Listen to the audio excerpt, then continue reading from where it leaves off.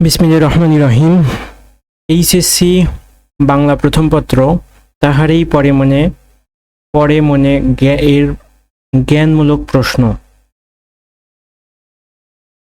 ১ নম্বর প্রশ্ন, কহিল সে স্নিগ্ধ আখি তুলি, কার কথা বলা হয়েছে?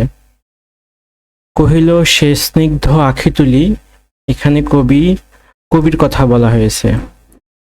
এই কবিতার ২য় নম্বর প্রশ্ন জ্ঞানমূলক, তাহারেই পড়ে মনে কবিতায় কবির নীরবতার কারণ কি? প্রিয়জন হারানোর শোক ও গভীর বেদনা। ৩ নম্বর প্রশ্ন, পাথার শব্দের অর্থ কি? পাথার শব্দের অর্থ সমুদ্র।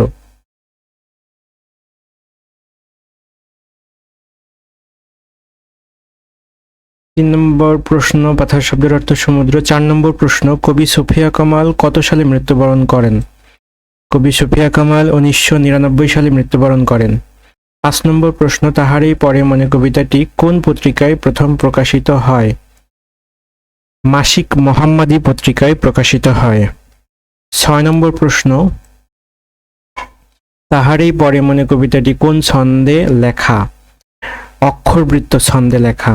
৭ নম্বর প্রশ্ন, মাঘের সন্ন্যাসী কোথায় চলে গেছে? মাঘের সন্ন্যাসী পুষ্পশূন্য দিক পথে চলে গেছে। ৮ নম্বর প্রশ্ন, পুষ্পশূন্য দিগন্তের পথে কে চলে গেছে? মাঘের সন্ন্যাসী চলে গেছে।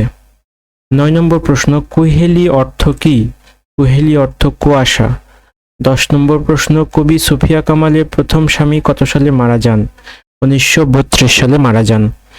১১ নম্বর প্রশ্ন, কবি সুফিয়া কামালের পৈতৃক নিবাস কোথায়? কবি সুফিয়া কামালের পৈতৃক নিবাস কুমিল্লায়। ১২ নম্বর প্রশ্ন, বসন্ত কিসের অপেক্ষা করেনি?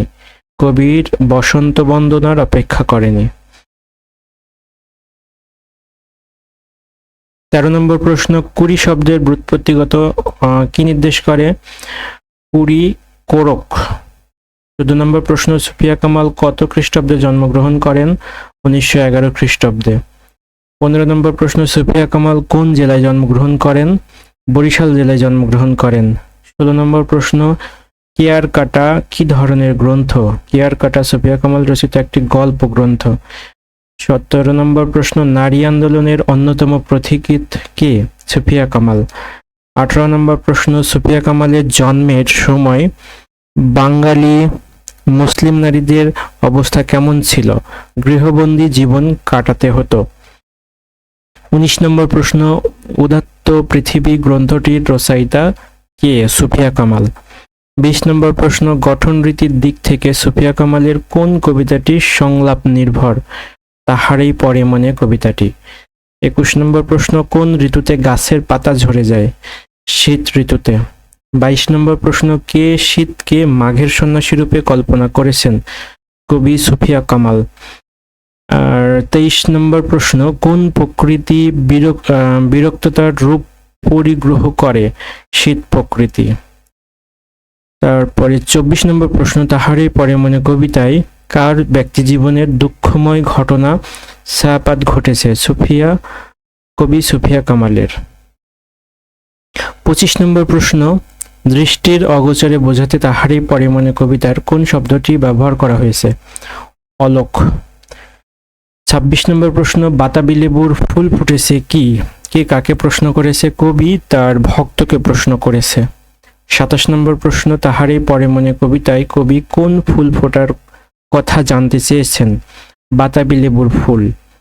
তাহারেই পড়ে মনে কবিতায় কবি কেমন গানের কথা জানতে চেয়েছেন? আগমনী গান। ২৯ নম্বর প্রশ্ন, তাহারেই পড়ে মনে কবিতায় কিসের বুকে গন্ধ নেই? মাধবীর বুকে গন্ধ নেই। ৩০ নম্বর প্রশ্ন, অলোক শব্দের অর্থ কি? অলক্ষ্য বা দৃষ্টির অগোচরে। ৩১ নম্বর প্রশ্ন, বরিয়া শব্দের অর্থ কি? বরণ করে। ৩২ নম্বর প্রশ্ন, তাহারেই পড়ে মনে কবিতায় কিসের ছায়াপাত ঘটেছে? ব্যক্তি জীবনের দুঃখময় ঘটনার ছায়াপাত ঘটেছে। ৩৩ নম্বর প্রশ্ন, সুফিয়া কামালের পেশাগত জীবনের শুরু হয়েছিল কিভাবে? বিশ্ববিদ্যালয়ের শিক্ষকতা দিয়ে। ৩৪ নম্বর প্রশ্ন, তাহারেই পড়ে মনে কবিতাটি পরবর্তীতে কোন কাব্যগ্রন্থের অন্তর্ভুক্ত হয়? সাঝের মায়া কাব্যগ্রন্থের অন্তর্ভুক্ত হয়? 35 নম্বর প্রশ্ন, কে কবিকে বসন্ত বন্দনা করতে বলে? কবি ভক্ত। এই ছিল তাহারই পরে মনে কবিতাটির 35টি গুরুত্বপূর্ণ জ্ঞানমূলক প্রশ্ন। এই প্রশ্নগুলো পড়লেই 2025 ব্যাচ বা 26 ব্যাচ এর সাজেশন হয়ে যায়। আশা করব সকলের উপকার হবে। যাদের পিডিএফ প্রয়োজন হবে তারা অবশ্যই কমেন্টের মাধ্যমে জানাবেন, চেষ্টা করব পিডিএফটি দিয়ে দেওয়ার জন্য। ধন্যবাদ সবাইকে। আসসালামু আলাইকুম।